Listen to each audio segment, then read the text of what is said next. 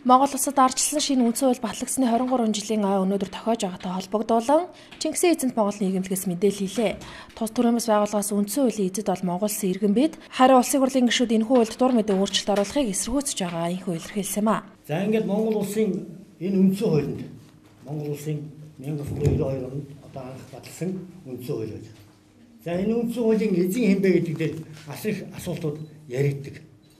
Тэгэхээр үндсэн хуулийн хэрэгжилтийг хянах түүнд хяналт тавих гол эрх бүхий байгууллага альва улс орнд үндсэн хуулийн шүүх буюу манайхаар бол үндсэн хуулийн цэц байдаг.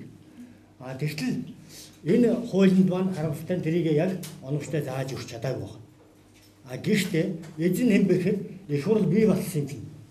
Би эзэн гэж ингэ дайрах гэдэг. Тэгээд дайрч одоо худуу барьж энэ тэндээс мессеж хийж өөлж огтлж шоолж авдаг. Тэгвэл энэ дээр үндсэн хуулийн хэн дээр юу гэж заасан бэ?